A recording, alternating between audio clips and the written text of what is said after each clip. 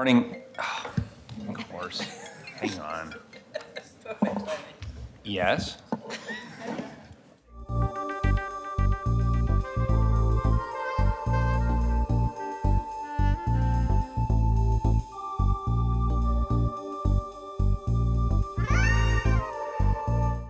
All right, where was I? Good morning, everyone. This is the Tuesday, May 14th work session of the Portland City Council. I'm continuing the meeting for the City of Portland Budget Committee meeting from May 9th, 2019. The purpose of this work session is to discuss changes to the proposed budget and what will be in the approved budget as filed. We'll begin today's work session by having a dedicated conversation on the Recreational Cannabis Tax Fund resources. CBO will then walk through changes to my proposed budget and address any questions about those changes or the budget overall. So with that, I will turn it over to Jessica. Good morning. Thank you, Mayor. Good morning, members of Council, Madam Auditor, Chief Administrative Officer Reinhardt, and Dr. Smith. We will be walking through, you have a number of materials in front of you. I'll just briefly provide an overview so that when we talk about each, you'll know what's coming. There is an agenda, so you know what's coming. We're going to start with, I'm going to be providing a really high-level overview of the Cannabis Tax Fund, followed by Auditor Caballero will be talking about the audit findings. And she will give a presentation, so there are presentation materials in front of you, followed by a discussion around future improvements that Council would like to see in fund allocation structure and process, and that will include a presentation of a potential proposal from Director Sukri and her program manager at the Office of Community and Civic Life, as well as a presentation from Commissioner Fritz, followed by group discussion. Then we will talk about the allocations as currently included in the approved budget as will be filed later today. And after we conclude the discussion around recreational cannabis funds, we will turn towards a discussion on the remaining changes to the mayor's proposed budget as included in the documents that will be filed later today, and then open the floor to discussion about any other amendments that you all would like to see. So to kick us off, Council referred a ballot measure to the voters in June 2016 to establish a 3% tax on recreational cannabis sales in Portland. The resolution directed the establishment of a new fund to collect cannabis revenues and stated that revenues would be allocated to 3 categories of expenses, loosely the categories of drug and alcohol treatment, public safety investments, and support for neighborhood small businesses. In November of 2016, Portland voters passed the ballot measure. City Council also had a work session in November 2016 to discuss the new tax, and by February of 2017, Council had updated various administrative provisions and code to allow the state to collect this tax on the city's behalf, and revenues started coming in during the tail end of fiscal year 2016-17. These revenues were rolled over into fiscal year 2017-18, which was the first year that Council allocated recreational cannabis tax revenue to the 3 allowable uses. Later, when we talk about the specific allocations, we will be walking through this document that my office put together. It shows the allocations that are currently being proposed in the 1920 budget, as well as on the previous page, the allocations that were included in the previous 2 years' budgets. With that, I'd like to turn it over to Madam Auditor to give her presentation. Thank you. Good morning, Mayor and Council, Morning. Chief Administrative Officer, Dr. Smith. I have put in front of your places a hard copy of the full audit, as well as a 1-page summary of the audit findings. And I'm just going to briefly go through the highlights of the audit. As Jessica said, the Portland approved a tax on recreational sales of cannabis in 2016. And the ballot measure specified that the tax revenue would be spent in 3 categories: alcohol and drug education and treatment, public safety investments to protect community members from unsafe drivers, support for small businesses, and economic opportunities for communities adversely affected during the era when cannabis was illegal. Our audit looked at how the tax revenues were spent over the first 2 years, beginning in fiscal year 2017-18.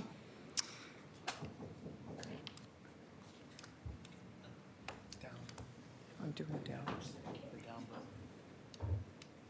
Just Ryan? Worked a second ago. You did. I can just do that, right? All right. Okay, that'd be better. Okay, thank you.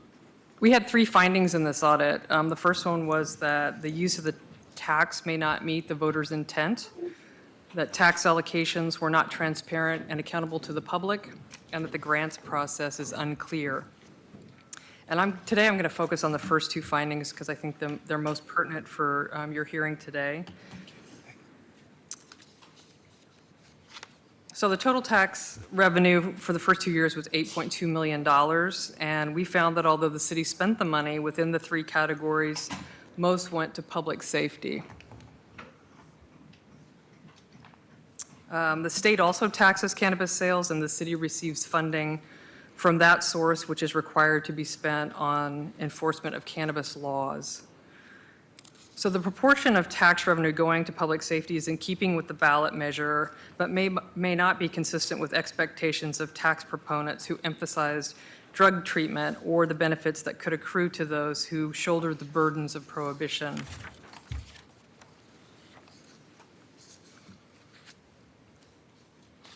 So our second finding was that the allocations were not transparent and accountable. More than $2 million of the tax revenue has been used to backfill general fund shortages. And while this is within council's authority to use the funds that way, we think that the decisions should be transparent and the public should have the opportunity to comment on that. And we found that this was not the case. Some tax funds in the city have allocation and oversight committees for this purpose so that the public can weigh in. And we pointed to the Portland Children's Levy as an example of an entity that already exists that does this well. We also found that there was no single responsible party to ensure the accountability of the tax fund distributions. 4 bureaus have a role in tax allocations and fund administration: the Office of Civic and Community Life, the Bureau of Revenue and Financial Services, Prosper Portland, and the City Budget Office. There has been no public reporting on the use of tax funds despite a promise to do so in the ballot measure. And without input on spending decisions or a report after the fact, the public cannot determine if the tax is meeting its intended purposes. So we made 2 overarching recommendations. We suggested developing a tax allocation framework which would capture some of the concerns that we saw about how the program was being operated, and also to develop a specific grants process for these funds.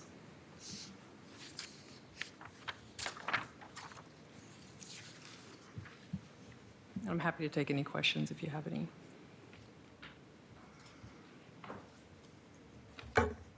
Thank you so much for this report. It's a very timely report since we are making changes to how this tax operates. I'm curious if you had any clear idea of, for example, the bulk of the money went to the police. Can you tie it back to any cannabis activity, either legal or illegal, based on the allocations that have taken place? We didn't look at the outcomes of how the individual entities spent their money, but we do suggest that as part of that framework, that regular reporting on program outcomes is part of that framework. And is there an oversight committee in place now? There is an oversight, a group of stakeholders that was formed by the Office of Community and Civic Life. I do not know, and Director Ree would know better if they stayed with the program or if they were just at the beginning. I'm not sure. Would you mind coming up, please? And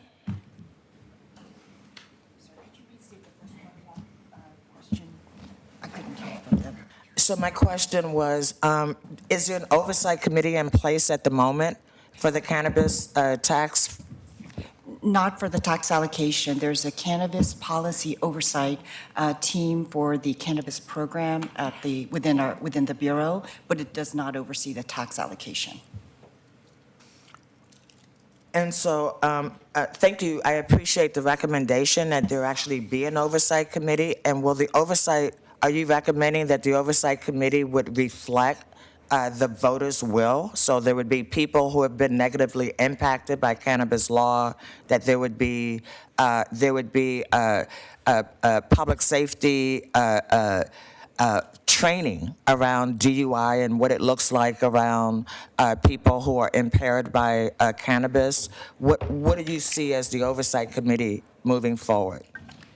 We do have an initial proposal. That's part of the presentation that comes next. Can we address it at that point and then I don't want do the to follow-up? jump ahead of the program if that's coming up.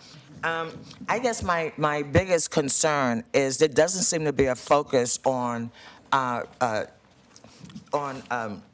changing the record of people who've been convicted, of helping them. I know we did a couple of very small grants last year, but that doesn't seem to be the frame. That was the frame that we sold this to voters on. But I don't see anything in what's happened over the last couple of years that really reflects an intentionality around helping those individuals start businesses, about helping them clear their records in the past. Am I missing something, or am I accurate?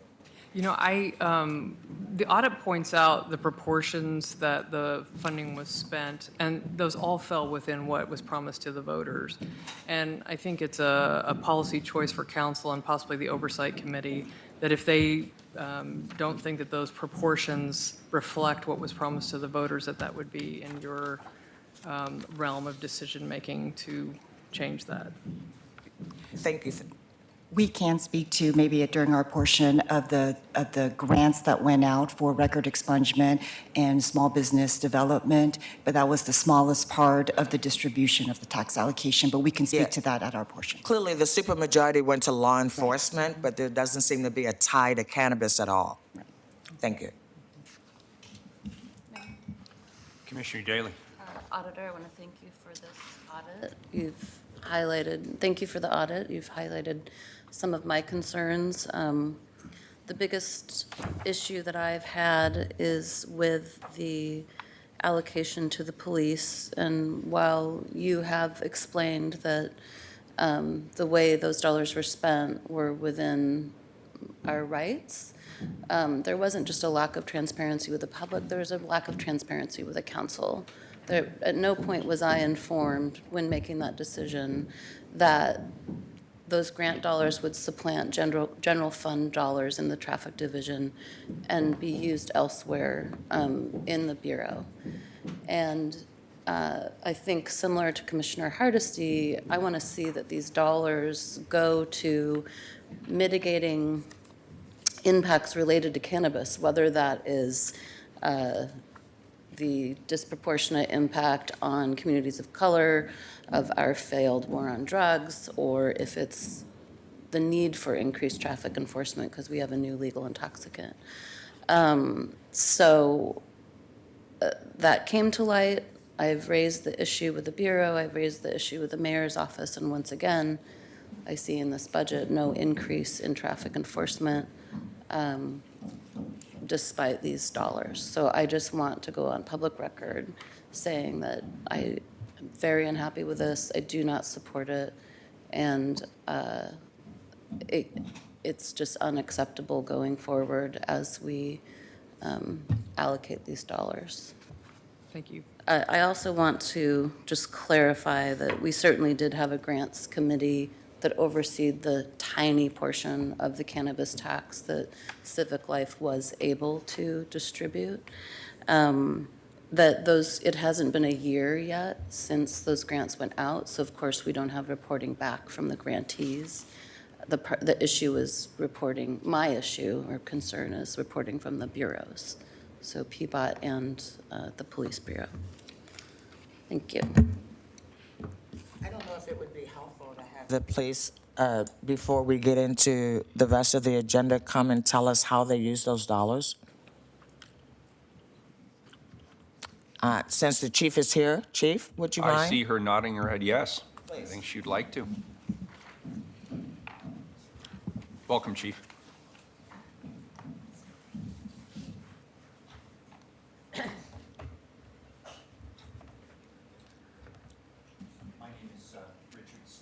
I'm a lieutenant in the traffic division.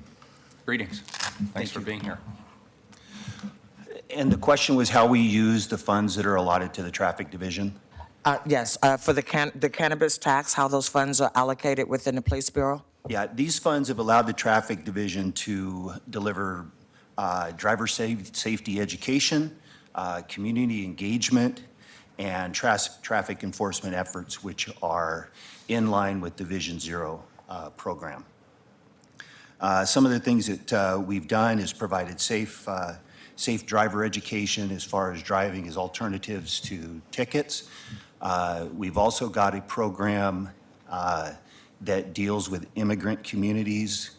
Sometimes it's called English as a Second Language Driver's Education. That's been going on for a few years now, and we've seen a lot of progress, a lot of positives that come out of that, not just in the actual education of drivers in the city of Portland within those communities, but also to kind of bridge the gap with police relationships with those communities. Generally, they don't have, from the countries or wherever they've come from, those relationships has not been very positive. And we're seeing a change in that, and our interaction with the communities is increasing, and it's very positive. Some Excuse other me, things. if I could cut you off for just a sec. Yes, ma'am. Is there an expectation that these training programs with recent immigrants are about educating them on the dangers of driving under cannabis, or is this just a building relationship program? Because I remember the program you're talking about was first funded through EPAP, and so I'm glad to see it's continuing, but that sounds different to me than actually having an impact on people driving using cannabis. It's a general education class, so if specifically dealing with cannabis, no. It's more of a general education. There is a talk about driving under the influence, but I don't think it's specifically oriented to cannabis. And do you have any programs that are specific to cannabis? Not that I'm aware of. Thank you. I think the question that I want clarity on, and I think I know the answer to this, how many additional FTE were created in the traffic division by the allocation of $2,149,750? Pardon me? Zero. And This is funding current program, basically. Right, and with the programs that you mentioned, these were pre-existing programs, not created with the, My understanding is, yes, these programs have been in place for a couple of years now, if not 3 years.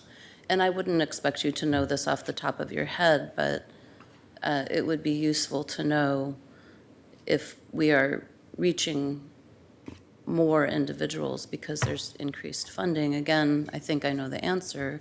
I think the answer is no, because this grant money simply supplanted general funds in the traffic division, which were used elsewhere. And considering we have increased serious accidents and traffic fatalities on our roads despite massive investment in Vision Zero, despite significant safety improvements, despite our partnership with the Police Bureau, I want to see an actual increase in enforcement. And I'm disappointed that these dollars didn't deliver that, and that's not your fault. I have a question. There has been some increase in our use of these funds as far as enforcement. In 2018, we ran 55 Vision Zero missions that year, averaging about one a week. And that takes into account extra manpower, bring people in to operate in those missions. So, Thank you. Colleagues, you might remember a while ago there was a Willamette Week article about there not being as many traffic enforcement patrols. And I brought to the attention of the chief at the time that the cannabis money was actually funding these patrols and therefore could not be cut. And if you go on the police's website, you can see the number of enforcement missions going from down to 900 and then going back up to 1,800. So there is that evidence that the cannabis tax money has made a difference. My question to you though is, when we were looking at the buckets and what could go into each of the three buckets, or the three allowed uses in the ballot measure, there was talk about the police needing special training to identify driving under the influence of cannabis. Obviously, with driving under the influence of alcohol, there's a breathalyzer, there's various sobriety tests. Has there been training for the traffic patrol on how to identify people who may be under the influence of cannabis? Yes, we have several DREs. In fact, one of What's our... the DRE? Drug recognition expert. In fact, one of our officers is the lead trainer in that program. I'm not sure when the next training is scheduled, but we are looking to hopefully get another class done this year. We're also looking to enhance driving under the influence enforcement by doing some additional training outside of our division at the precincts to get precinct officers trained up in DUI enforcement, the processing of DUI, and offering that drug recognition expertise training to them as well. Thank you. And colleagues, it might be helpful at this point to remind everybody that the ballot measure specifically did not say that we could not backfill, that we had some consideration of, are we going to only create new programs, or could it be used to supplement or replace general fund? And we intentionally left it up to the council to decide that. Many other jurisdictions who passed the 3% tax just had the money all go to the general fund and let the councils decide. And so we tried to strike a balance between identifying some desired needs, like the training for driving under the influence of cannabis, and at the same time leaving the council the deciders on how to spend this. I'd like to add a couple of comments as well. First of all, what Commissioner Fritz just said is correct. Number two, I'm hearing people say they did not understand the machinations of the budget that was approved by the council last year. The council approved all of these decisions, but I also acknowledge that in a budget with thousands and thousands of line items, it's very hard to get your hands around all of it. I believe there are at least one and possibly two proposals on the table in terms of reshaping the cannabis fund that I think could be both helpful as well as responsive to some of the auditor's questions and concerns. And the other thing that was mentioned that was weighing very heavily on my mind, maybe not the council at large, but certainly my mind last year, was whether we could retain the current level of traffic enforcement that we had in place. The other point I just want to make, and this is responsive to the presentation made by the auditor, and thank you for the presentation, and thank you for what I think are very solid recommendations, but I also just want to put a cautionary note out there that when a ballot measure gets passed, there are implied administrative, transparency, and reporting functions that may not be mentioned anywhere in the ballot measure that then become the responsibility of this council and city government. And what the auditor is proposing, I think, are good common sense transparency and oversight mechanisms, but they also require us to make investments to administratively organize the process, create the reporting mechanism, refine the reporting mechanism, and then actually have the bandwidth and the room to bring that back to council at some point at a later date. I don't believe the cannabis tax oversight function that's being proposed by the auditor is nearly as complex as the children's levy. I think that is an order of magnitude more complex. Just by way of sort of an interesting, timely example, yesterday the Children's Levy Allocation Committee, of which I am the chair, was discussing the process for the next year around transparency towards the allocation. And what we're trying to figure out is how we address the public testimony piece, which could be 20 additional hours of public testimony, and trying to get everybody around the table and orchestrate that 20 hours of public testimony just for that one source of funds. So I just want people to be mindful that as we talk about these issues, there are often implied responsibilities on the part of all of us. And from the perspective of this council, given that there are 4 different bureaus that are under the leadership of different commissioners in charge, it's incumbent upon us to figure out how to work together and make that happen.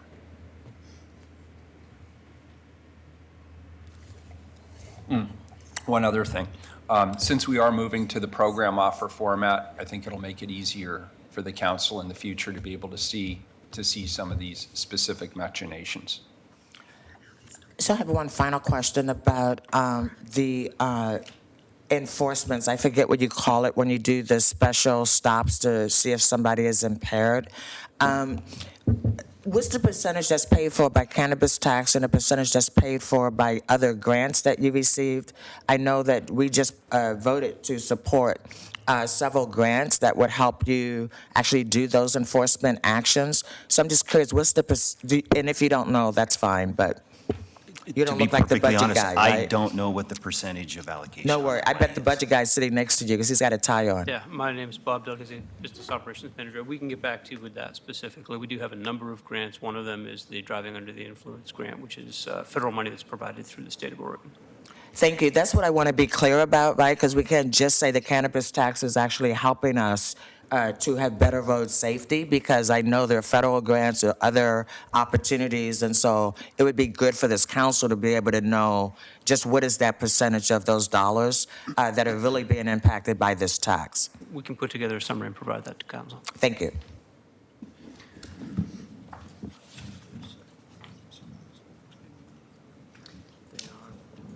So if there are no further questions to the Police Bureau, I'd ask Director Ree to come back up and continue with her presentation. If council's, all right, thank you.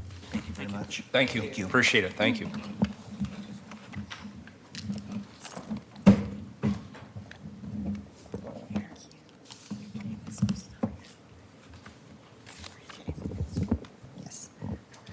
Hello Welcome again. back. Yes. Good morning to all our elected officials, community members, and city colleagues. Thank you for this opportunity to share an initial proposal for the structure of the tax allocation for fiscal year 2021. So initial proposal for consideration for not 1920, but 2021. I will provide some context, and Brandon Goldner, our Cannabis Program Supervisor, will present the actual proposal. So the cannabis tax is an important piece of the puzzle for helping us bridge where we've come from and where we're going as a society. And I think that cannot be actually overstated here, because it is part of a social movement and many conversations we're having as a community. So we believe this piece, this cannabis tax allocation, should be part of a larger vision. And we would like to share with you the vision for the cannabis program within civic life. We believe this vision is an important backdrop for your consideration in light of the audit findings, and we, as a Bureau, agree with the audit findings, and you'll see our response at the end of that report. So the vision of the cannabis program focuses on 3 critical things: equity and community involvement, sensible regulation, and leveraging sustainable regional cannabis. So that vision helps us ensure that what we do is always guided by the why and the how. And so that means licensing and code enforcement is not just about safety and regulations, but it's about lowering barriers and providing incentives for those communities impacted by the war on drugs. So it means that policy development leads with social and racial equity, and it's developed with community cannabis industry leaders.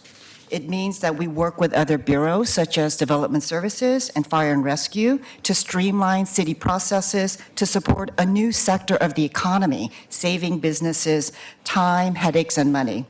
It also means that we're constantly educating and communicating with the public on what's happening in the cannabis field through our public blog. And it also means that we are working with city leaders to speak out on unjust practices, sometimes in ways that we could not have imagined. For example, we're working with government relations just now to oppose a new U.S. immigration policy that seeks to deny citizenship to immigrants if they are employed by cannabis business in states such as Oregon. So there is a larger social movement of which the tax allocation is a part. And more than any one single person, Brandon Goldner, our cannabis program supervisor, deserves the credit for shaping this bold vision and the daily functioning for this city that reflects these important community, industry, and city perspectives. So under his leadership, we offer a vision, a commitment, and also expertise to be the trusted partner for City Council on the tax allocation, cannabis tax allocation. So I turn it over now to Brandon to share the initial proposal for your consideration. Thank you, Suk. Members of council, thanks for having me. And also just to clarify, the collective vision of our community, the cannabis industry, council offices, all of that plays into it. With any new regulatory framework, whether it's cannabis or anything else, you have to adapt and change, and that's something that I've taken seriously during my time with the cannabis program, both as supervisor and before. So with that, we do have an initial proposal on how to approach the allocation of the cannabis tax in 2021 moving forward. And the goals were to address the findings from the tax audit, so to increase transparency and accountability, having meaningful mechanisms for community involvement. Meaningful, that word is important. Ensure that the use of the cannabis tax revenue meets the intent of voters, and that that process has robust reporting on outcomes. We talked a little bit before about the three buckets of uses that the cannabis tax revenue can be used for.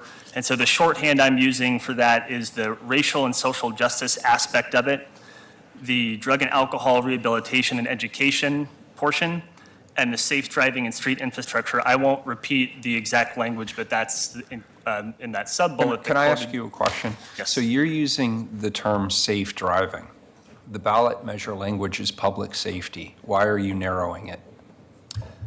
Well, the ballot measure also does say it's not limited to police DUI training and enforcement. So that was I was just trying to find a shorthand for these bullets. So you're right, it does say public safety. It also calls out the DUI training and enforcement piece specifically. Okay. So this isn't a matter of policy then, that what you're describing? No, this was just an attempt to take the intent from the ballot measure and just create some shorthand, because I'm going to reference that a little bit later in the presentation. So you could change the safe driving and infrastructure to public safety, including police, fire, transportation. That whole sub-bullet is the quote from the ballot measure. I was, again, just trying to find a shorthand for it, essentially. Yeah. Thank you. Sure. Next slide, please. So here is Civic Life's proposal for 2021 and beyond is to create a cannabis tax commission. It would be a 5-member committee. The composition of that committee would be subject to council approval. Civic Life would oversee and staff that tax commission that would meet at least 4 times per year, more if needed. And to be clear, and because these are conversations about public advisory bodies around the city, those members would be considered public officials, and the meetings would be subject to public records law and be open to the public. Excuse me, if I could interrupt, what would the mission of this commission be? Or are you getting to that? Yes, Am I it's at the jumping end. ahead? I'm Yes. sorry, I No, that's always okay. jump ahead of class. No worries. So yeah, the meetings would be open to the public.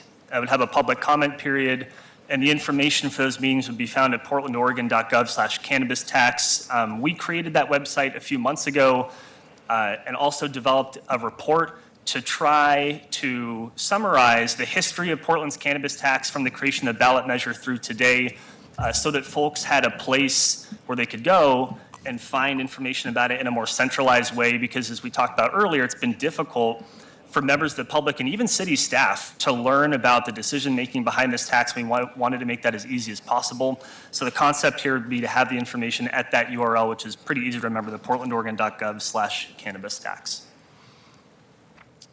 Yes. So the membership, the proposal is to have 5 members. One of those members would be the commissioner in charge of civic life. Another member would be a member of the Cannabis Policy Oversight Team. That's the body that Sook referred to earlier. That's a public advisory body, the cannabis program staffs, whose explicit focus is to find equitable policies and outcomes in Portland's cannabis policy. So one member from that body. And then 3 subject matter experts, which I also heard council talk about earlier. Each of those subject matter experts in each of the fields of the allowable uses from the ballot measure, and that's Mayor Wheeler, that shorthand comes in there. So that third one you could change to public safety, if you will. One subject matter expert from racial and social justice, one from drug and alcohol rehabilitation education, and then one from public safety, safe driving, and street infrastructure. So the intent of the membership was to reflect the intent of the ballot measure and make sure that those conversations, which would happen publicly, would have the benefit of the expertise from folks in all 3 of those areas.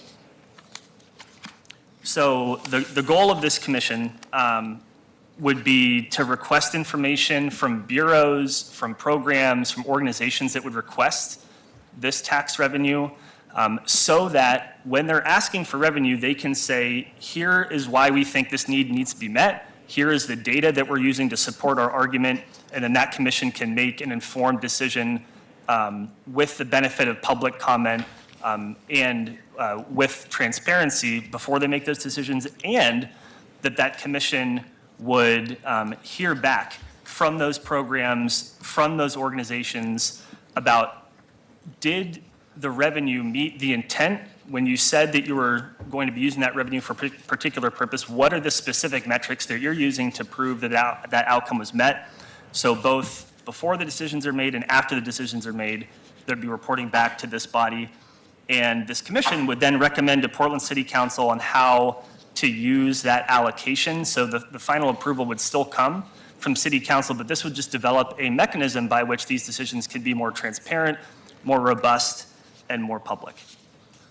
If I could interrupt once again. Yes. And so, for example, this sounds like, let me just say that the mayor proposes a budget, and the mayor looks at wherever there are resources and he proposes a budget, right? I don't believe that he's talked to the agencies about how he's funding those individual pieces of the budget.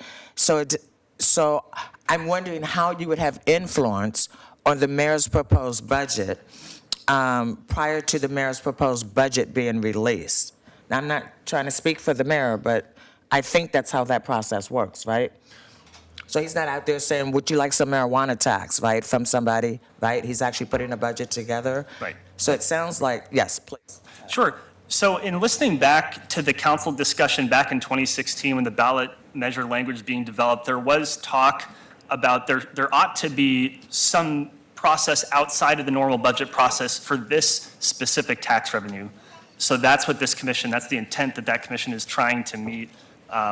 Having watched back the testimony, and Commissioner Fritz and Fish can speak to that too, because But that's actually not correct. All it says is an annual city council vote on allocation. So as part of the budget, and I'm really grateful to Commissioner Udaly for suggesting this work session, which we asked for last year as well, that this was the intent of the ballot measure, that there would be a specific discussion as part of the mayor's proposed, or preferably before the mayor's proposal, as Commissioner Hardesty just said.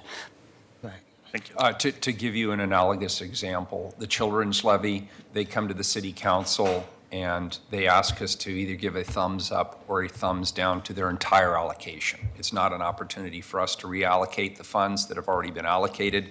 It's simply our oversight, check and balance to catch anything that might be egregious or that's inconsistent with the language of the levy. And so this could, in theory, work the same way. Thank you. If I could just add that this is just a proposal that if the council chooses to green light it, it would come back with a lot more detail, but the current plan is the recommendations for allocation of the fund would come in November, giving council and the mayor ample time to consider them in the context of the larger budget. Thank you. I think that's it. Thank Yeah, just you. that last slide with my name on it. Happy to answer any other questions if you have them. Thank you. Thanks a lot, appreciate it.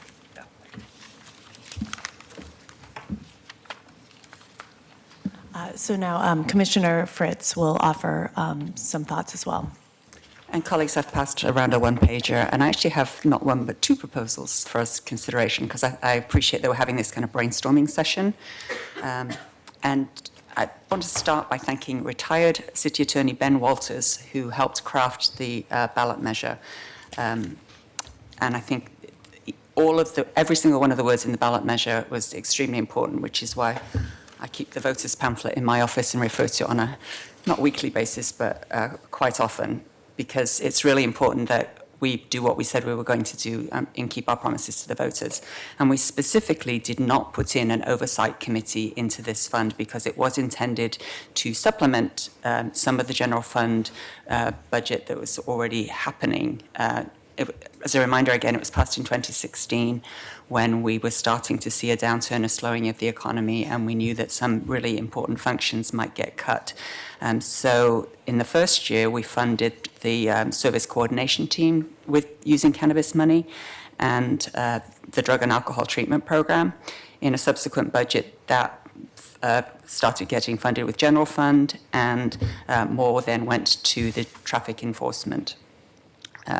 So my overarching concern is that we do fund ongoing services within the Greater General Fund budget with cannabis tax money, and that was intended. Much of the money needs to be ongoing. Even the grants program, which is allocated on an annual basis, there needs to be some expectation that that continues, and that businesses perhaps and other programs like Expungement could get ongoing funding. And so I think it's important for the council to allocate the majority of the money, to have some principles on how we allocate the majority of the budget. I appreciate the audit pointing out that the buckets are currently not balanced. It was never intended that they would be entirely balanced, but it was also not intended that they'd be quite as much out of whack as they currently are. And the mayor's changes, which we're going to go through in a minute, does start to make some changes in that regard, taking money out of the public safety bucket by not funding the rapid response vehicles with cannabis tax money, but instead funding some of the Prosper Portland programs that look after minority and disadvantaged businesses with cannabis tax money. So my suggestion, my first suggestion is to as the previous proposal, acknowledging the three buckets of drug and alcohol treatment programs, public safety, including transportation improvements, and support for neighborhood small businesses and economic opportunity. Aim for, as time goes on, an equal allocation of ongoing money between those three buckets, and then have a fourth bucket that would involve the community committee that Brandon suggested, or that Civic Life is suggesting, to give recommendations on one-time priorities. That kind of strikes the balance between the council and the mayor being responsible for the majority of the ongoing money, and still having opportunities for community members to weigh in, although, as we know, people weigh in at budget meetings on whether or not to do various things, and are not necessarily as concerned as we need to be about which fund money is coming out of, a colour of money, as Commissioner Fish often refers to. So that's one suggestion, is to aim to balance out the three buckets over time, and then have one-time funds be allocated in the process with a community committee. I don't know that it's an ongoing committee. It could be a one-time or a short process like was done to allocate the grants program. The second concept I'd like to put on the table is to go again to the evening out the buckets over time, but have all increased ongoing and one-time money go to Vision Zero. We know from the number of people who are dying on our streets that we've got so many safety infrastructure needs that benefit everybody, as well as cannabis taxpayers. And so I'm really very happy that the Vision Zero money is out of the cannabis tax money and is ongoing. And I obviously have a personal desire to see those Vision Zero funding increased as quickly as possible, as much as possible. And I also need to say that we didn't have an oversight committee because this is not like the Children's Fund, it's not like the Parks Bond, it's not, because the money is not restricted to only these buckets, it's not an annual allocation grant process like the Children's Fund. This is part of the money that's available. And as I said earlier, most jurisdictions just pass the 3% tax with no allocation at all. Thank you for that, Commissioner. I guess I'm concerned. Here today, we have marijuana businesses where white men are making small fortunes daily. The people who have been criminalized by marijuana policy and activity are not the people who are making bucket loads of money every single day. When we sold this to the public, we talked about trying to undo some of the harm that has been caused by past public policy. I remember clearly the conversations that we were having about why this tax was important. And it is a council decision, but it's also a moral decision about whether or not we're really going to do what we said we're going to do, whether or not we believe that it is important to help people expunge their records, to help people who have been criminalized by marijuana policy be able to start businesses. This is not about helping people start businesses. I mean, I thought we had a very intentional approach, and it was really about people who, one thing we could do is actually help everybody wipe their record clean, right? That would be a big public service, but it just feels like we're once again not focused on the people who have been harmed by our public policy. And here we have an opportunity to do good, and we are actually not even talking about the people who have been most impacted by this policy in the state and in the city. So one of the reasons for that, Commissioner, is last year we allocated $700,000 for this community grants, and Civic Life has done an extremely thoughtful process to have the community be involved in allocating those grants. That $700,000 has not yet gone out the door, certainly not been spent, so that's been carried over in this budget. Yes, I did see that. Yeah, so I agree, and I would also support money for record expungement, perhaps even in connection with the suggestion that Commissioner Udaly made in terms of renters in general being able to clear their records for various things. Here we go again with in general. I mean, who was harmed by this policy, right? And who's making bucket loads of money daily, right? Yes. I think that we have an obligation to actually try to equalize the benefit for those who've been most harmed. Which is what I just said, to try to equalize the benefit between the three buckets. And look, I'm not frustrated with you, Commissioner. I'm just frustrated with the fact that we're talking about, so how much is law enforcement, how much is, and we're losing sight of why we did this in the first, at least why we told the voters. Now, maybe that's not why we did it, right? But it feels like this conversation is not about undoing the harm that's been done, but it's about what do we need to do today?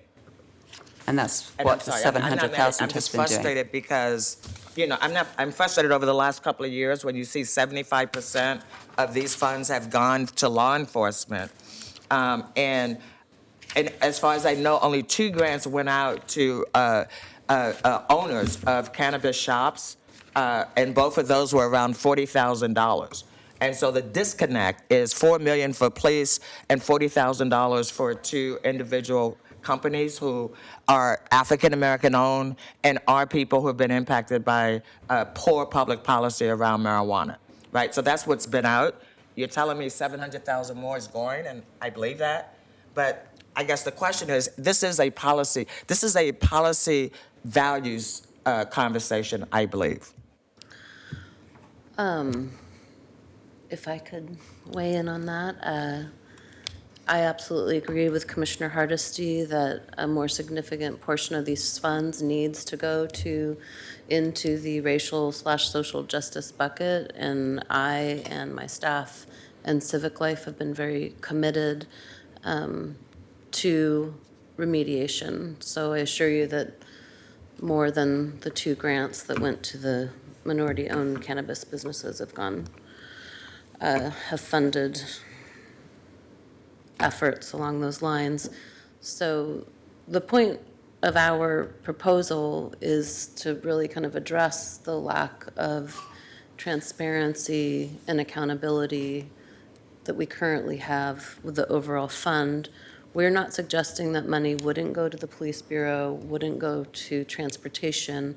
We are saying that there needs to be an adequate public process. It needs to be transparent, and all recipients, whether they are bureaus or grantees in the community, need to be held accountable for how they use the funds.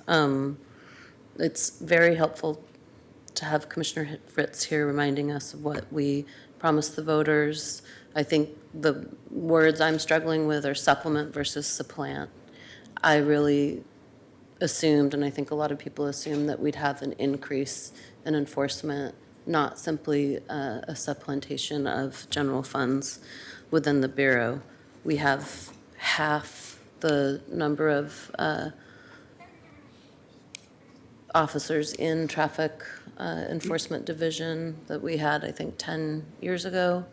And we have, despite last year, which I think was our first decrease in traffic fatalities in quite some time, that seemed to have been a fluke because we were on our way to break a very unfortunate record with the number of traffic fatalities on our streets. So just want to clarify that we aren't saying the buckets shouldn't exist or we don't want police or PBOT to get funding. We just want an adequate public process. We want oversight. We want accountability.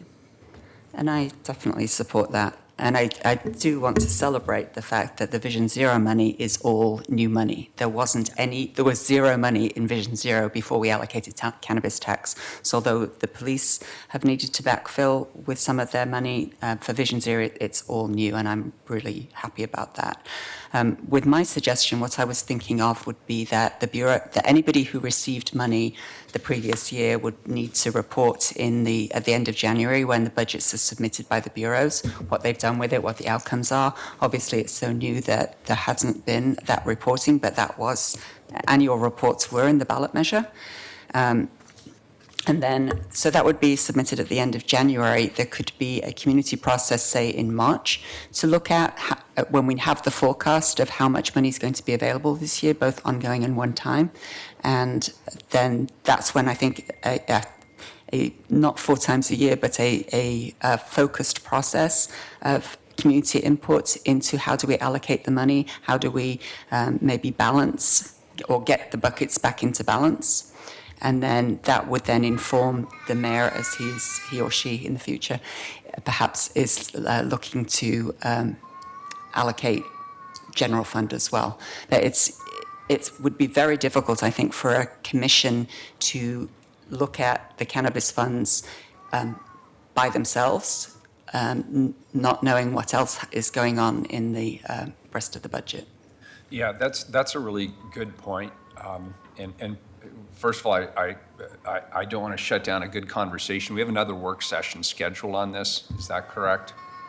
We don't currently, but the thinking was that this would be the initial discussion, and we would likely need additional time to flesh we out will the need full additional structure that folks want to move forward in the 2021 process. Yeah, good. And there's also another piece of this that I'd like to at least put in the middle of the table, even though it's a big donut hole there. We are funding some of these other, some of the things that people are saying they want to see overtly funded in cannabis, we're actually funding in other parts of the budget. We have the expungement pilot taking place through the Housing Bureau and through Prosper Portland. We are also funding businesses that are related to this industry or ancillary to this industry. So maybe it'd be good for us to have a baseline in terms of what we're actually doing budget-wide and bring that back to the table. Yeah, I think that's a great suggestion, and perhaps there is some switching. One of the great things about Maybe. cannabis tax money is that once it's ongoing, it should not be subject, I think, to being cut, and it's certainly not subject to the 1% cuts or whatever the cuts are that come during a recession. Cannabis tax doesn't follow that. So to me, we fund the most important programs with cannabis tax money ongoing, and then the general fund, police and other activities get to go through the regular budget process. When we do this later, I personally would like to know how many people have marijuana convictions on their record, what the demographic breakdown is of those individuals, and how many of them now are attempting to open a cannabis-related type of business. Because I think we keep talking philosophically, right? But there are real people's lives who've been impacted, and I would like some very specifics so that we're talking real numbers about how many folks still can't get a job, can't get an apartment, can't live in certain neighborhoods because of convictions that are 10, 20 years old, right? So that what we're doing actually makes a difference rather than addressing the surface issues. That's what I'd really like to know. And I'd really like to know if it's possible, and maybe the Office of Civic and Community Life will have this information. Are there people that are rejected who try to get a marijuana license because of their previous background, right? And if so, what are we doing to actually try to mitigate that? Senator Lou Frederick, who wrote a ballot argument for this measure, at the same time passed some things at the legislature, as you're probably aware of. And the challenge is, and this was discussed during the campaign, that it takes $1,000 to hire an attorney to get your record expunged.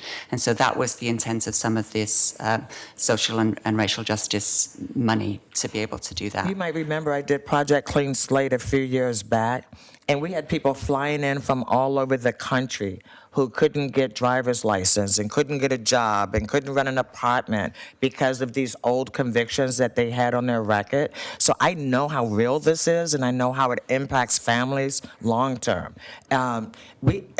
People slept outside at night just so that they could get in line to get these expungements done. This is a critical issue. And so I appreciate when we come back and have a deeper conversation that we really talk about the people that are impacted. And I'm very happy to help us find people locally who've been impacted by this, because, there's nothing like talking to people who have the lived experience when we're being philosophical about who we're helping and who we're not. So expungement is something that my office has been actively pursuing in multiple, all right. Okay. No, that's okay. I'll just say that we'd need a lot more money than we currently have to expunge all records, and I've said this on the record before. This was a state law that was changed at the state level, and I think the state needs to deal with expungement. It shouldn't be the burden of cities to do it, although we are doing it in the meantime. Yeah. Very good. Great. So I'd like to pivot a little bit towards, we've been talking about some structure. But before we disappear, I just want to put a bit of an end cap on the Absolutely. conversation we just had, because we had two, I thought, very thoughtful proposals. Commissioner Fritz described a proposal for going forward. Commissioner Udaly and her team described a proposal for going forward. And I assume in the context of this budget process, are we looking for a budget note, or what are we actually looking for as far as this budget process goes with regard to these two proposals?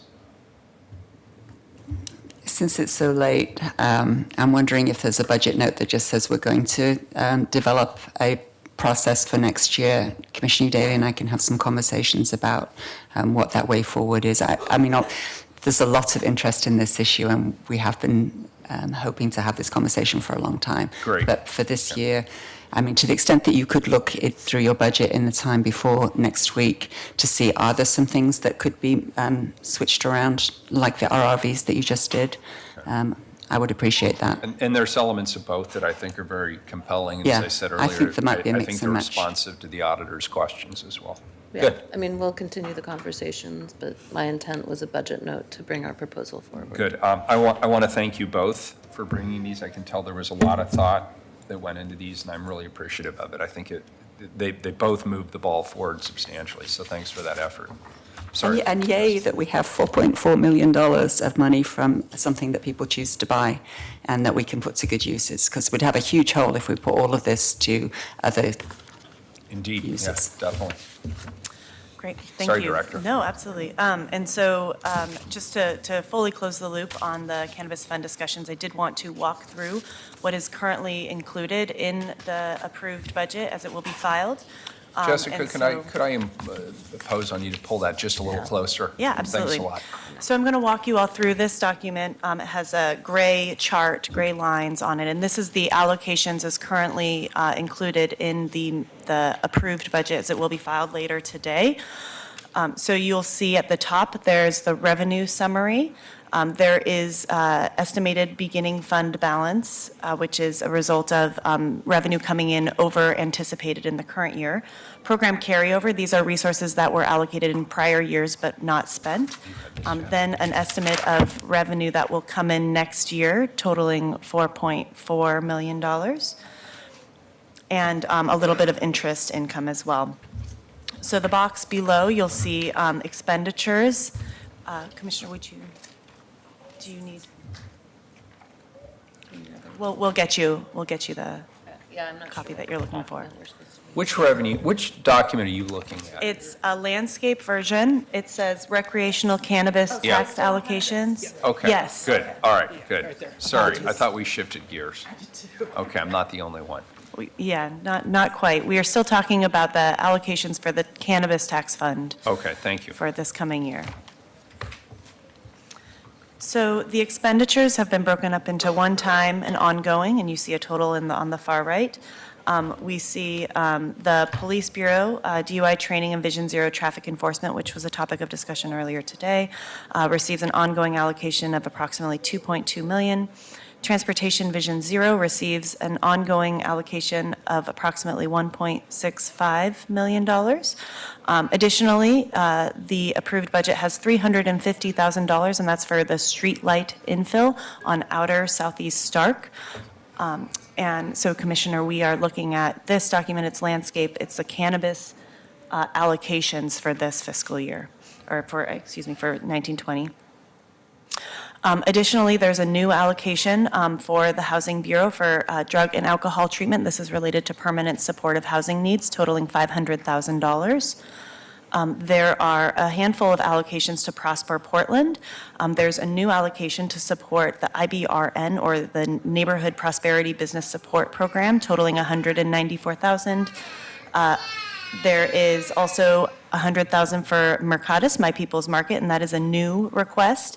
Additionally, there is $230,000 to support current programming. So this is a support of programming that currently exists with general fund ongoing resources, and this is being used to free up those general fund resources. And this is speaking to Commissioner Fritz's comment earlier. This is one way that the fund is able to support one of the neighborhood business buckets, but it's taking, the general fund is being used to support the RRV package now. Additionally, there are a couple of program carryovers from prior year allocations that were not spent in the prior year. So the community-driven grant allocation that was provided last year is going through the RFP process, and it's anticipated to be spent early next year. And then there's Vision Zero capital projects in the Bureau of Transportation that are still underway. There's a small administrative charge. There's a contingency allocation. It is a new fund. We are new in our projections for revenue, so we do have a little bit of contingency in there. And then finally, there is unallocated resources, and so this is available for council to appropriate in the approved budget process. $759,000 is currently unallocated but available in one-time resources for you all to appropriate right now as part of the approved budget process for next year.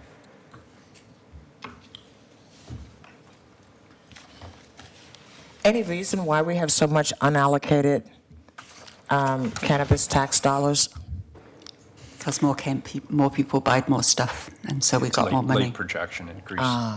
Related. But that's good news, though, because it is one-time funding, and one-time funding would be a perfect match for your thinking around some sort of a Expungements. expungement program, because that would be presumably a one-time opportunity. The reason that sorry, Commissioner, go ahead. Oh, that's okay. The reason that the 700,000 is one time is because it's carryover, but the intent was always to have those available each year. So one thing, Mayor, that you might consider is switching out from the police bureau. Switching the grants to ongoing, but take it for 1 year since we don't need it for this year, and then switch out 700,000 of the ongoing money in the police bureau so that then next year that's where the hole needs to be addressed rather than having to claw back the grants next year. We could certainly do that as an alternative, or as it's currently proposed, it gives the council some flexibility on a one-time only basis. I just want to make it clear that the $700,000 in grants have already been awarded. They simply have not been That's correct. issued. So why are they? This is it's a coincidence that the numbers are very similar, but the 700,000 that has been issued is also included. It's about fifth from the bottom, so that's already counted. This is in addition to that allocation. In addition, there is $759,000 that has not been Right. allocated for any purpose that council may choose to allocate. I'm not misunderstanding. Oh, okay. I just wanted to make sure that the That we knew. reality of the Yes. program carryover was The clear. RFP process has And been I'd also completed. like to assert that any unallocated money should go into the grants program. And I just also want to say that before I could support ongoing support for DUI training and Vision Zero, I really want to know what we're doing with those monies, if we're not just supplanting general fund dollars, or if there are actual programs that have been developed that are specific to the needs of both the cannabis industry as well as Vision Zero. And I also have a question about why we're paying for Vision Zero with cannabis dollars as compared to say money that's already in PDOT's budget. Because as I say, we had zero money in Vision Zero, and that's absolutely one of the purposes of the And it is to do street improvements. Is that the critical safety improvements, yes. and those are being developed ongoing based on traffic accidents, or how are we making those decisions? So we are prioritizing high crush areas, and within those areas, further prioritizing neighborhoods with large populations of underserved community members. And the So council it's- adopted a Vision Zero plan back in 2016, and that outlines how we're going to go about addressing the high number of fatalities. Plan. Where There is is it? indeed. It's Online, I'm sure, We'd be right? happy to share it with you. Thank you. Appreciate it. Great. So that is for, again, and so today we are having a discussion, and folks can consider any further amendments that they would like to make that will be brought on the floor at the hearing next Wednesday. So the decision of how you all would like to allocate this $759,000 should be brought in the form of an amendment to the floor next Wednesday, and we can have conversations after this work session around that. Great. Okay, so now, unless there are any further comments or questions around the Cannabis Fund, we'll move to the remainder of the approved budget, which is also a kind of a spreadsheet matrix document. It's a portrait orientation. And I just want to make a note of the time. We're considerably over schedule. We have about 50 minutes to go through these changes and hold additional conversation around changes that you'd like to see. Great, thank you. So I'm just going to walk through these changes at a high level. Stop me if you have questions on any of these. But so the first one is, and I'm looking for my notes on here, is the general fund. So each section starts with the Bureau, and then it starts with the fund that's being impacted. A number of these changes are technical in nature, and so, but I will highlight the ones that represent decisions specifically around the general fund allocation. So the first one is to add $100,000 in one-time resources in general fund for the Portland Dark Skies project. This is a light reduction decision package, and it increases a limited term position as well. The second is adding $270,000 in 2 positions on a one-time basis in general fund resources for the anti-displacement implementation plan. The third item is adding a 1.5 FTE resulting from internal Bureau overhead resources from the Portland Clean Energy Fund. So there are a few changes here related to the Portland Clean Energy Fund within the Bureau of Planning and Sustainability's budget. The next item you see is a large dollar value. It's recognizing $52.3 million, and that includes revenues and ending fund balance in the surcharge tax fund. This is all related to the clean energy, the new Clean Energy Community Benefits Fund. So it's truing up resources that are anticipated related to that new fund. The last item is the Solid Waste Management Fund, which is a net zero realignment, which is, again, related to loaning money to the Clean Energy Community Benefits Fund. The next item is on the children's levy. This is based on the Portland State University report recommendations. The Bureau is creating a small grants program. And that includes a reallocation of internal resources and a 1.0 FTE to start and administer the program. In the Commissioner of Public Affairs, there's some technical changes that are just moving the program carryover that was approved and included in the mayor's proposed budget for office projects.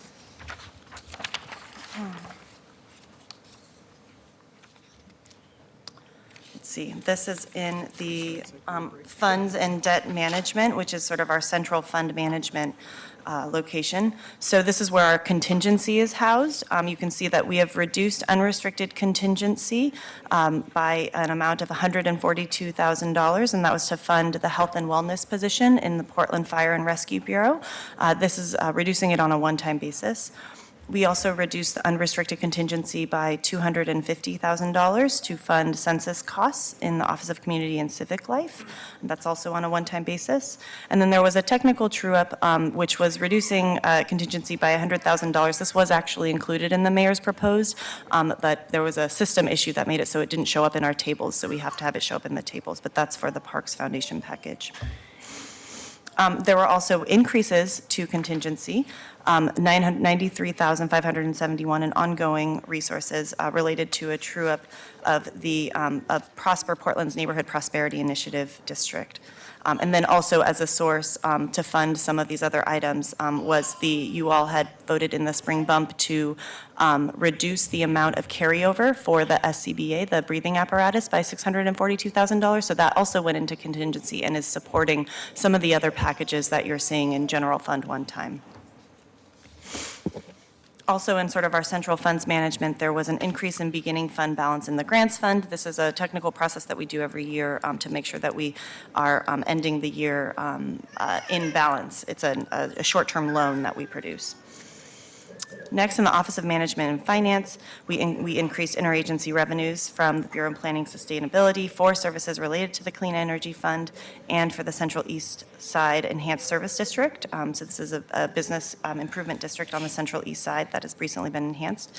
There's some management charges there. Property Management License Fund, we're increasing projected license revenue for the Central East Side Enhanced Service District as well. In the Facilities Services Operating Fund, we're recognizing interagency revenues. This is the other side of the coin for the Commissioner of Public Affairs enhancements, security enhancements. package. Workers' Compensation Self-Insurance Fund, we're reducing contingency by $9,000. This is, again, a technical package that is just reflecting increased services that they're requesting from Technology Services. And the next line is the other side of that transaction, which is the Technology Services Fund is increasing their revenues by the same amount. Technology Services Fund is increasing their intergovernmental revenue by $631,000 related to the INET system. This is for improvements to that system that have been requested. Technology Services also has a net zero change, moving funding to support from their contingency to support different projects they anticipate having in the next year. And then finally, the general fund has no change in appropriations. It's just external materials and services were budgeted at a greater level of detail. And I'm sorry, that is actually in the Office of Equity and Human Rights. There's just a technical change that results in a net zero change. Portland Bureau of Transportation, in the Transportation Operating Fund, there's a net zero change converting a limited-term senior planner to a full-time permanent position. This was approved as part of the spring bump, so it's just truing up the adopted budget, or the approved budget to reflect those changes. There's also in the operating fund a net zero change, reducing their beginning fund balance. This is just a true-up to make sure that the budget is aligned with the most recent projections for their fund balances. The Recreational Cannabis Tax Fund, they're reducing the strategic lighting infill project so in the mayor's proposed, that project was funded at a level of $500,000. In what will be filed in the approved, that has been reduced to $350,000. In the Office of Community and Civic Life, there's a one-time general fund discretionary resources in the amount of $250,000 to support 2020 Census Complete Count preparations. This is in addition to the $250,000 that was approved as a carryover in the spring bump, so there will be a total of $500,000 for that program. Portland Fire and Rescue. This was reflecting, again, a change that council made in the spring bump. We're reducing the amount of carryover for the self-containing breathing apparatus by $642,511. We are also reducing the cannabis resources. This is supporting the RRVs by $377,126, but switching that to a general fund ongoing allocation. So that is being supported now by, partially supported by general fund ongoing. If you'll recall, the package in the mayor's proposed was also supported by a reduction that the Bureau is taking where they are reducing two firefighter positions by reducing a truck at Station 33 and converting that to an RRV on that shift. In the general fund, also in the Fire Bureau, increasing one-time general fund resources again to fund that limited-term health and wellness coordinator. In the Portland Housing Bureau, we are increasing the $150,000 for the Office of Rental Services for education and outreach efforts. And there are also some, in the general fund, there are also some net zero technical adjustments reflecting permanent supportive housing transfer.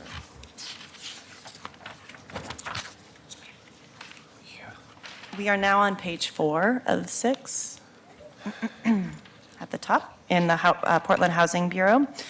Community Development Block Grant Fund. So there are a number of, essentially, the Housing Bureau has a number of funds. Many of these boxes are reflecting sort of technical true-ups. Again, bureaus had not been in the system for a number of months, so this is their time to take advantage of the new information that they've learned in the last 3 or 4 months and make sure that the funds for next year reflect their most accurate plan for spending. And so they are making adjustments to true up their Housing and Urban Development Award amount. They are also in the Home Grant Fund. They're making adjustments to project underway to better reflect their construction and usage schedules. This also is tied to what they plan to expend in their 2018 NOFA projects. In the Grants Fund, they're increasing by the funds by $210,000 to reflect higher than anticipated awards, and that funding will be passed through to the joint office. The Inclusionary Housing Fund, they are making an upward revision to their revenues related to increased construction excise tax collection estimates.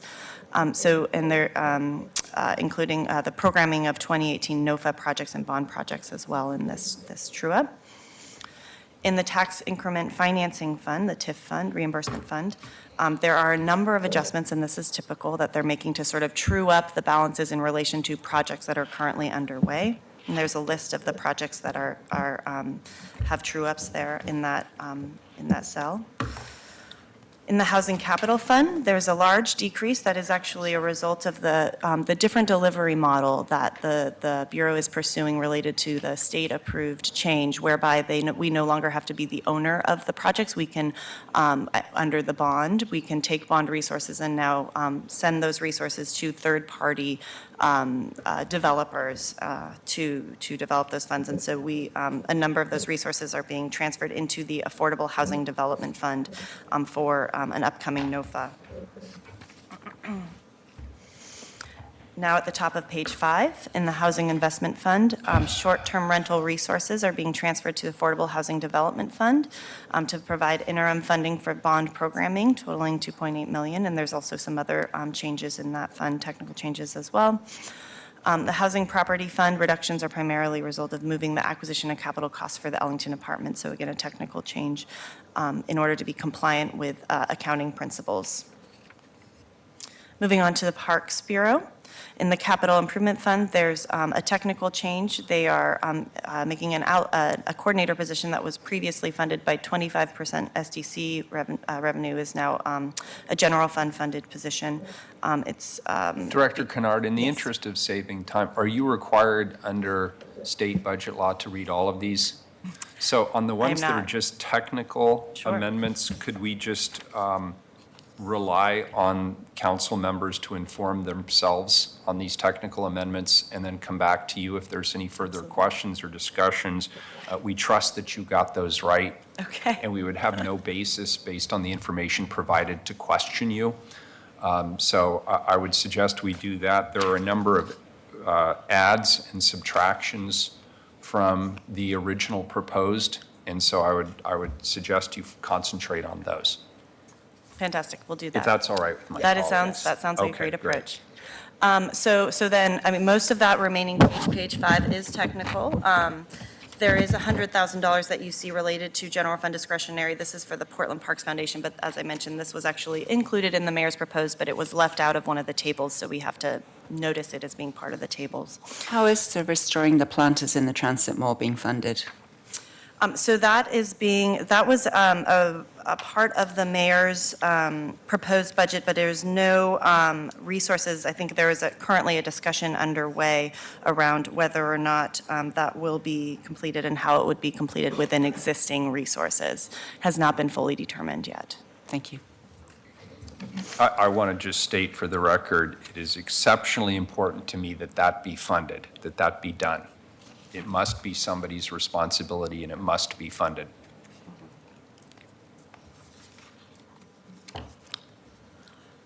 Okay, so at the top of the last page, let's see, I think these are all technical. They're non-general fund changes related to the Portland Police Bureau. The water fund is a technical change. With Prosper Portland, there are a handful of changes to the general fund. So there is funding, $142,000 in one-time funds to fund the film office as requested by the Bureau on the one-time basis. And then the final 3 lines are moving resources from the general fund to being cannabis fund funded. So, and this is moving, we had talked about this in the cannabis fund allocation spreadsheet, removing funding from Mercatus, My People's Market, and for the Neighborhood Prosperity Initiative from being general fund discretionary to funded with the cannabis. Thank you, Director Kennard. I have just a few comments on some of these. First of all, the funding for the film office that was proposed by Commissioner Fish. We had last year said that we would provide a single year of funding until they got to a fee schedule and a cost recovery basis. Commissioner Fish has informed me that they're reasonably close to achieving that objective, and rather than pulling the carpet out from under them, we have decided to go ahead and fund that for an additional year and give them that runway to be able to come up with a cost recovery basis. Parks Foundation, same thing we did last year.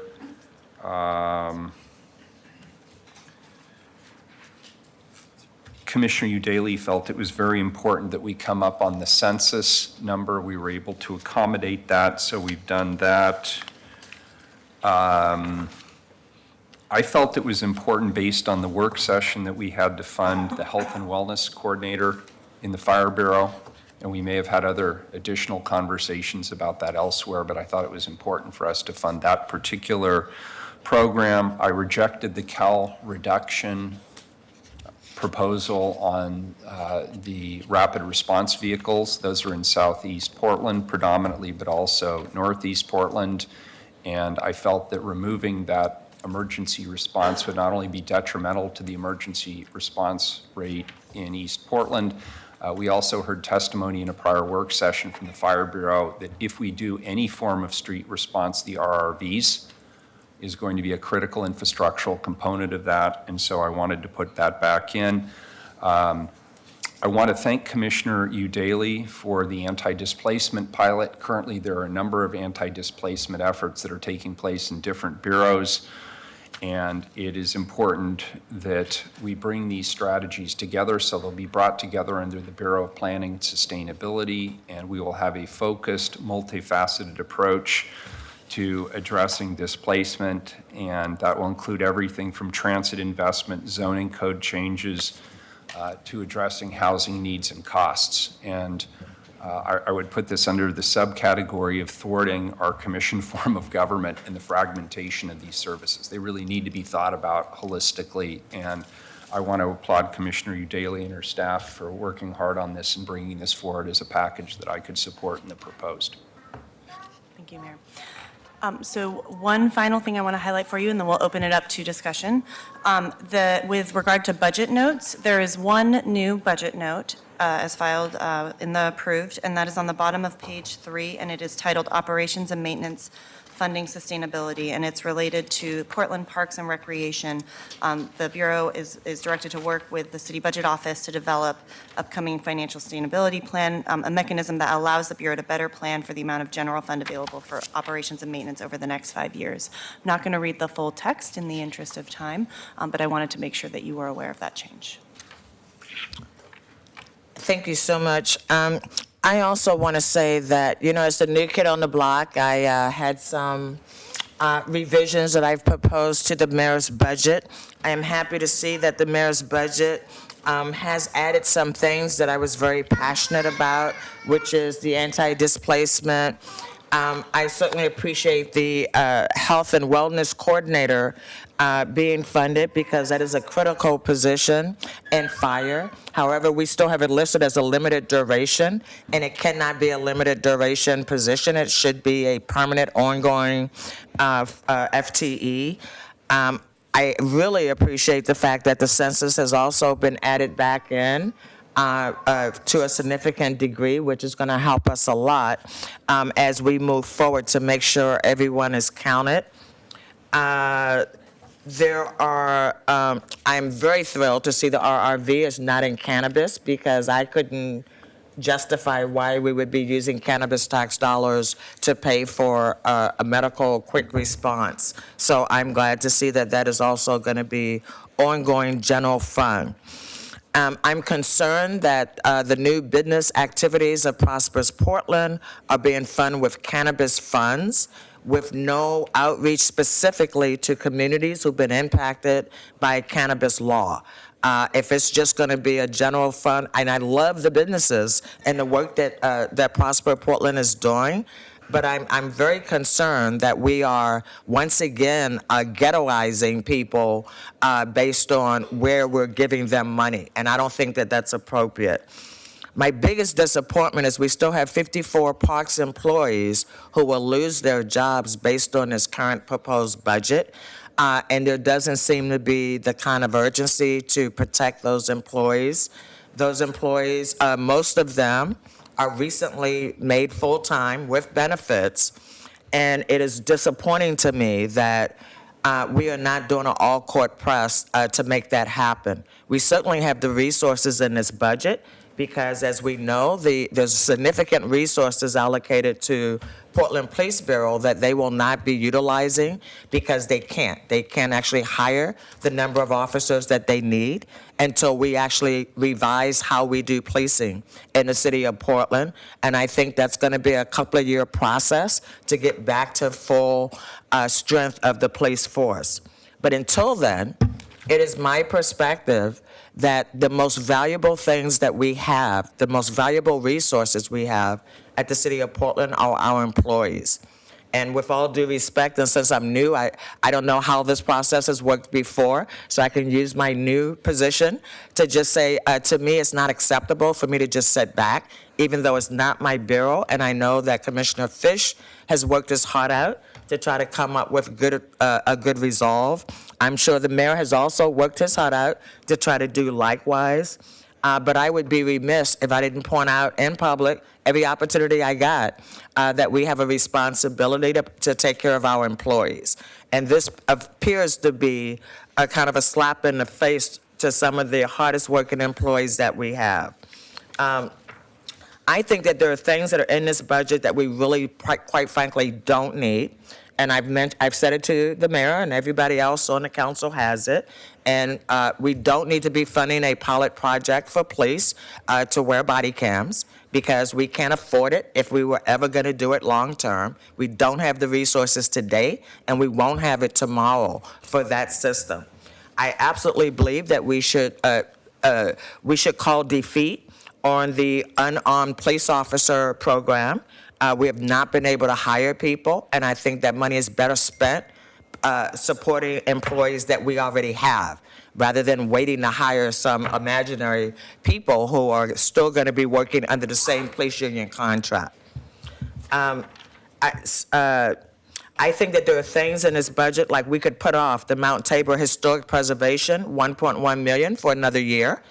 We just put out contracts for $800,000. And so we haven't even spent the money that we've already allocated. So once again, we are talking about people who will lose their jobs and their livelihoods through no fault of their own, through the fault of us not planning well and not investing dollars in people. And the other things I don't think we should fund in this budget is the James Beard Market and the Fog Ferry feasibility study. Both may be excellent programs, but if they're so excellent, private business should fund it, and they should come back and tell us what they found. I have a lot of respect for the hard work that's gone into this budget, and I understand maybe there was an agreement before I got here, but nobody told me about it, so I'm operating based on what my best belief is, based on reviewing the budget, and based on the hard work of my office, actually looking for dollars in every corner. For me, again, the priority should be protecting and preserving our workforce and making sure that we are doing right by our people. I will stop there, and I'd be happy to answer any questions. Mayor? Commissioner Daly? Oh, sorry. Well, first, I just want to thank you for funding the census. It's vitally important work. It's an amazing coalition of jurisdictions and philanthropic organizations coming together to make sure that some of our most marginalized, hardest to count communities are counted. And it will mean a lot to the state and to our city. I want to thank you for funding the anti-displacement implementation plan. My first time testifying in front of council was about adopting those anti-displacement measures in our comp plan. And once I got here, I realized we do lots of great policy work. We pass lots of important ordinances and resolutions, but there's always a risk of things falling through the cracks and us not being held accountable. So I want to also thank Chief Administrative Office Tom Reinhard for listening to those concerns and helping kind of jumpstart this conversation. I also want to thank you for funding the rental service, better funding the rental services office. I think it's really vital as we make changes that are going to impact both landlords and tenants, that the office is prepared to educate and support both landlords and tenants. I want to assure Commissioner Hardesty that there was no agreement made in advance on the budget, or if there was, I was certainly left out of that conversation. Okay, all right, a few of us were left out. Yes. I mean, the way this typically works is we lobby the mayor's office, we talk to each other, the mayor presents a proposed, then we argue about that some more, and hopefully we come up with an amenable agreement, and that doesn't always happen, and we don't always get everything we want. And if you want to rewatch my testimony from last year, it's pretty clear that I didn't get what I wanted, although I did vote to support that budget. I feel pretty good about where we're at. I do have grave concerns about our underinvestment in traffic enforcement, and I would really appreciate a harder look at how we are allocating resources within the police bureau, given we have 4 times the number of people dying on our streets as we have being murdered. I question how we're prioritizing and allocating resources within that bureau. And I agree with Commissioner Hardesty that at a time when we're facing budget cuts and job losses, that we have to prioritize the most important work we have to do, and we have to perhaps let go of some of the nice-to-haves. Finally, I just want to commend Commissioner Fish for tackling challenging budget season. I'm also concerned about potential job loss. I've been waiting for some data from the Bureau. It's my understanding that virtually all of those positions are represented. They will qualify for the bump process, and that we will actually see very few jobs jobs lost ultimately. Thank you. Mayor? First of all, I want to apologize for my voice. I'm still in the recovery phase, and my voice, the timbre of my voice is a casualty. First of all, for those who are new to watching work sessions, just want to put a plug out there. We don't actually make decisions here. We kick around ideas. It allows us to have a robust discussion, but we make all of our decisions at a council meeting that is noticed for that purpose.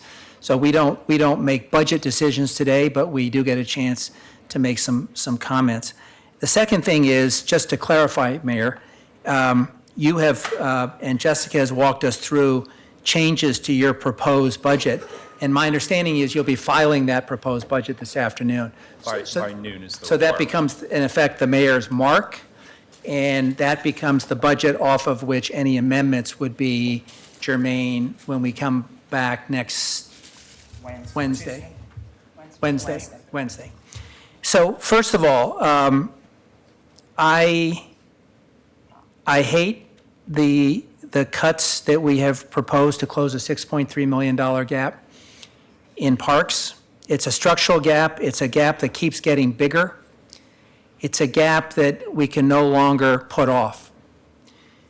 I am pleased that the Budget Advisory Committee and our stakeholders, which included our labor partners, our community partners, and our Parks Oversight Board, prioritized equity, long-term financial sustainability, safety, and maintenance. I think they got the right values piece. Mayor, you know that there was a significant disagreement during this budget process about whether the operations and maintenance would be funded for projects which have been approved by this council. I'm getting support from the audience. I want to say thank you. I want to just say thank you. I couldn't have said it better. I would like to actually defer to that young person who I think captured what I was going to say, but I'm, as the proud parent of 2 kids, that's a joyful stage, and you're going to have a chatty one. we had a significant disagreement, and I think in fairness, what the Budget Office said was, we don't think we have the money to fund it, so we shouldn't put handcuffs on the council that they have to fund it.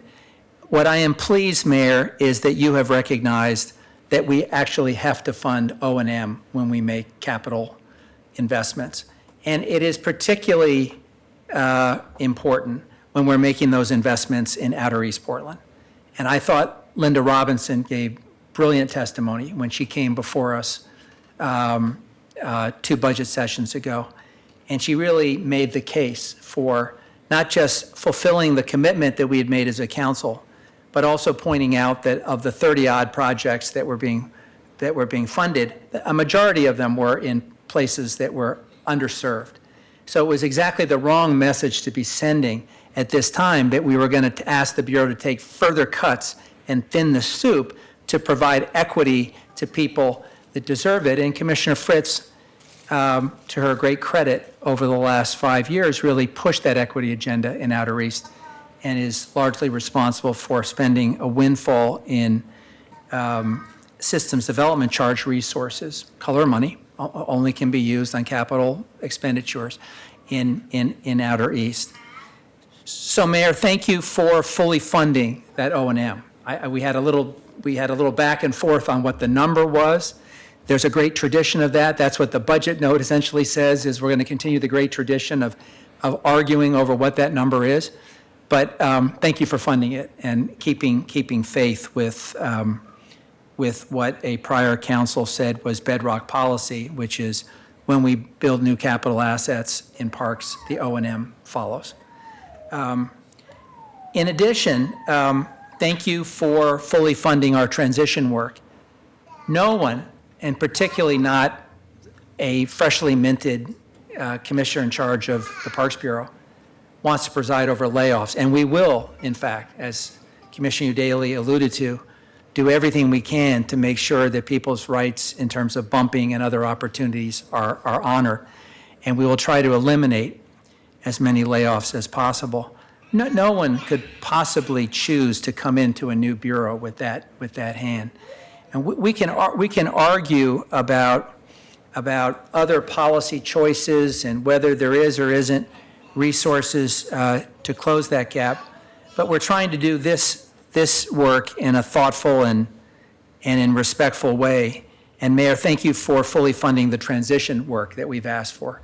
Those are the dollars which will allow us to engage community members on some facilities for which we have a big gap, and we also have a large amount of deferred maintenance, and begin to talk about spinning those off in other uses.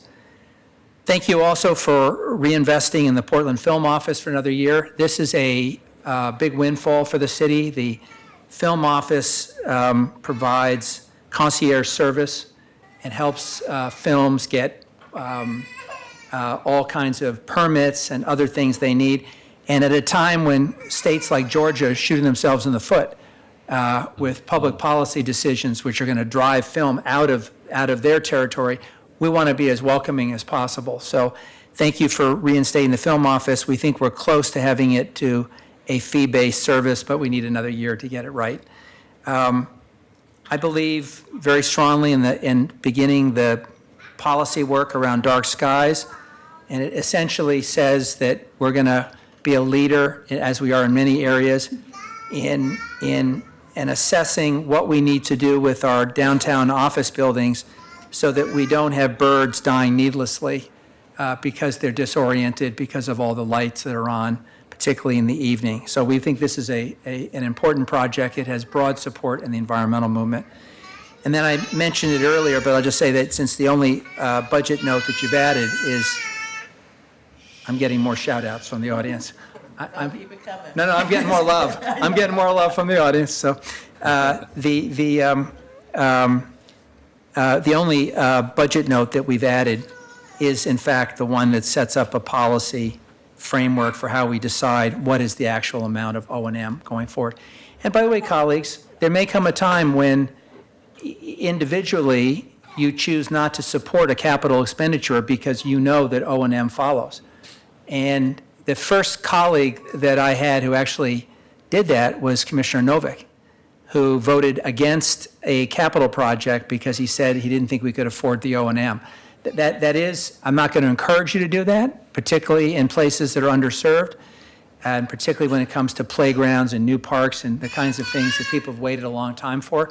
But that is your prerogative as a member of the council to say no to a capital expenditure because you don't want to incur the O&M. That is one of a number of prerogatives that you have in that area.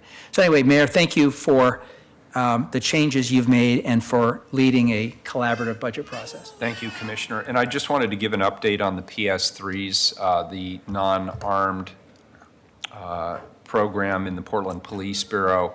There's been a number of hang-ups. There's been some intensive labor negotiations over the course of the last year. There have also been issues identified with regard to the onboarding process, particularly the certification process and the background checks that are required.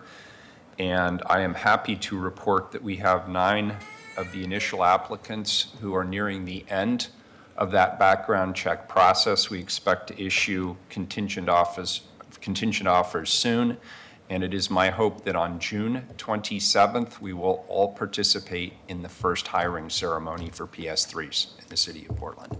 So it's been a long road to get here, but here we are. I'm very glad to hear that. And it occurs to me that some of the recreation workers might make excellent community service officers.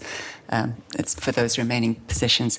I am very grateful to the mayor and Kristen Dennis, who's chief of staff, also Jessica Kennard, the interim budget director. Really a great process. And thank you to all the community members who have been to the forums and given their input. I think it's been a good process, and we can always do better. And we'll have, I'm sure, a robust hearing next week with amendments and discussions. And hopefully, as Commissioner Daly said, we can get to something that we can all support. I'm going to let you talk. Very good. So we have a special guest star helping wrap this up. The auditor had a proposed amendment, and I wanted to leave a few minutes for her to discuss that proposed amendment and have a potential conversation. Thank you, Mayor. Thank you. I think that Josh McNeil is going to hand out a budget note. The mayor did not include my requested budget note in the proposed budget, and so we have come back with a second one, which is a piece of what we originally proposed, and that was to allow the auditor's office to retain its annual underspending in a fund called the Auditor Strategic Fund. And that was a piece of the pilot that I proposed, and the reason why I would like to do that is because that enables the auditor's office to have a good chance of staying out of the bump process. And I'm trying to limit the number of times that the auditor's office has to come into this chamber and ask for line item decisions from council, because I said in my budget presentation that presents conflicts of interest, and that's professionally problematic for auditors to have a structure that sets us up for those kinds of things.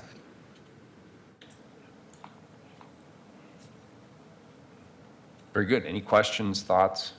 And my understanding, Auditor, is that would build up a reserve account. Is that the intention? Yes. So that in economic fluctuations, there would be relatively the same amount of expenditure Right, on we're audit projecting services. this year that we'll spend 99% of our personnel and 99% of our external materials and funding, so it'd be less than $200,000 for, that we would carry over to next year. Okay. Very good. Thank you, Auditor. Okay. Appreciate it. Director Kennard, anything else? So just as a reminder of the next stages in the process, council is scheduled to approve the city's budget on May 22nd at 2 p.m. as part of the regular council meeting, and so we will be hearing amendments on the floor at that time. Once approved by council, the approved budget will be sent to the Tax Supervising and Conservation Commission for review, and then they will conduct a hearing on the city's approved budget on Tuesday, June 11th at 10 a.m. in council chambers. That's Tuesday, June 11th at 10 a.m. is the TSCC hearing. And then final budget adoption is set for Wednesday, June 12th at 2 p.m. Jessica, I just wanted to thank you and your office. You've been such a joy to work with and help explain this very complicated process, and I'm very grateful for your assistance. I just have a couple of quick questions. One, next week, will there be public testimony on the budget? Yes. And is there a deadline in by which we have to get our amendments in? No, I think that there is a, procedurally, folks can turn in their amendments for the Tuesday memo if they wish to have the amendments shared with council before the hearing, but there's no requirement. You may just bring them on the floor if you choose. Thank you very much. Very good. And Director Kennard and Interim Assistant Director Kinsella, I want to thank you both for your hard work. You've not only done what I think is a yeoman's job up to this point in the process. You bring them all up. Bring them all up. Let's embarrass them. The entire budget office, they're sitting here discreetly in the back row over by the novelty clock. And our finance staff, our accounting staff, our economic team, we've really got an A-plus team. And you not only had to do this process, you had to do it somewhat on the fly because we were also changing the underlying template for the budgeting process. And I feel like you've all stepped up and gone well beyond the call of duty. And you've made this process as seamless as a process this complicated could possibly be. And I feel that this council has been very, very well served, and therefore the community has been well served by your hard efforts. So thank you so much for that. Tom, thank you as well. Without further ado then, colleagues, we are adjourned. Mayor, Yeah, I'm please. sorry, as Yeah. a convening of the Budget Committee, there is an official continuation Yeah, that hang you on, need I to got it read. here, hang on, I found it. While you're looking for your thingy, I just want to say, please bring that baby back next week. It's wonderful having the cooing and the baby sounds in the background. It just makes my day. Yeah, it is a good part of childhood, and unfortunately, it goes really quickly. The next phase is what I describe as the why not phase, or the why phase, alternatively. You're going to hear why. Oh, so you're already there. You're already there. You've lived the dream. So, switching to something completely different, this meeting of the Budget Committee is concluded. The Budget Committee will reconvene on Wednesday, May 22nd at 2 p.m. in Council Chambers, Portland City Hall. At this meeting, the committee will approve the city's budget and public testimony will be taken. Now we are adjourned. Thank you, everyone.